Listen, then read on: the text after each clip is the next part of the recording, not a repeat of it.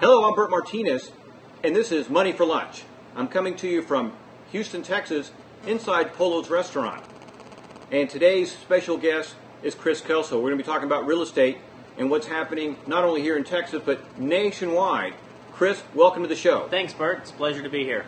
Now, Chris, what I want to do is I want to talk to you first about the general market. What's happening? What do you see happening in the general market?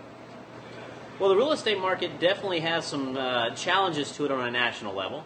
I would say if you look at areas such as California, Florida, Nevada, there's some challenges. There's a lot of available inventory out there, and the tightening in the market in general, especially when it comes to financing, has really created some additional challenges on those areas. However, if you look at certain areas like Houston, and specifically Texas in general, it's a very good market right now.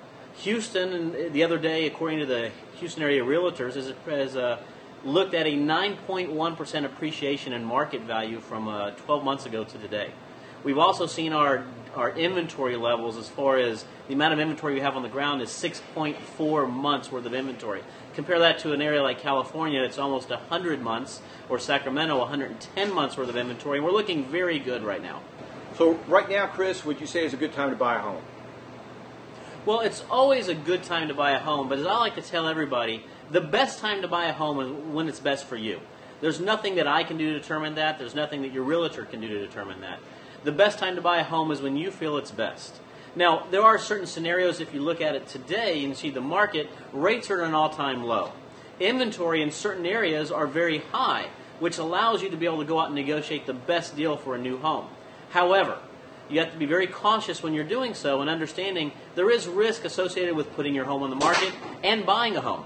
At the end of the day, and I know I tell everybody this, it's truly what's best for you, but now is a good time. What about credit, Chris? Is credit still something that is impossible to get? Has all the changes made it difficult to buy a house? Well, credit currently is impacting the market in a very big way.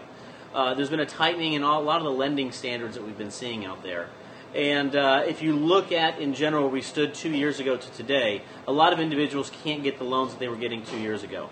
A couple of factors have factored into that. One is that the average FICO score, which is the Fair Isaac Company scoring model, has actually been moved up to about a 620 average, whereas 2 to 3 years ago, you could get a home on 95, 100% financing down to a 500 credit score. Mortgage insurance is also very difficult to be getting nowadays. But in general, the market is tight, but there is still a lot of lending going on right now.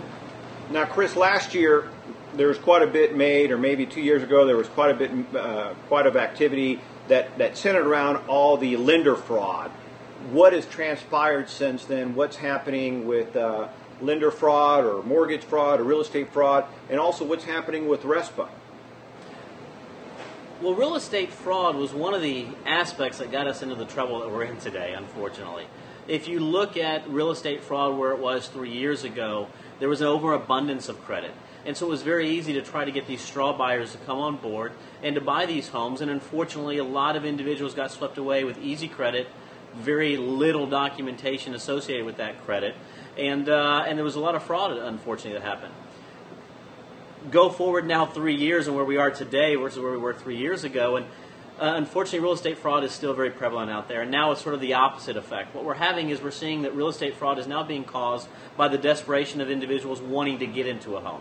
Now we're seeing frauds of individuals not giving the correct information, or giving, unfortunately, information associated with their income or assets or available down payment. A lot of that is now being done. So there's still a lot of fraud going on out there. It's more of desperation versus the easiness of what it used to be able to get done.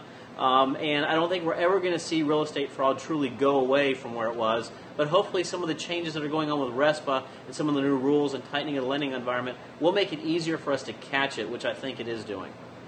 And finally, Chris, give us a wrap-up. What do you see happening in the market, in the commercial real estate market, in the next 10 to 12 months? The commercial market does have some challenges to it. I personally don't think it's got the doom and gloom that everyone's been reading in the market right now. If you look at the commercial market and where it stands today, we are set to probably have a little bit of hit. There are a lot of commercial companies out there right now that are being, I guess, sacrificed a little bit because of the credit requirements. The bond markets have really dried up. The investors have really dried up. We're seeing some acquisitions going on in the commercial side of things. However, because of the tightening in the lending market in general, especially 2 years ago and a year ago on the commercial side of things, not a lot of new buildings have been going up nationwide. So it's really caused the inventory levels to maintain relatively steady. And I think that's going to be sort of our saving grace when it comes to the commercial side of the business. Chris Kelso, everybody. Again, thank you, Chris. I appreciate it. Thank you very much for having me on board. Again, that was Chris Kelso. Chris, thank you very much. When we come back, we're going to be talking to Polo Becerra. Again, as I mentioned earlier, we're filming our show at Polo's signature restaurant in Houston, Texas. Polo started as a busboy 20 years ago, now has 5 restaurants in the Houston metro area. When we come back.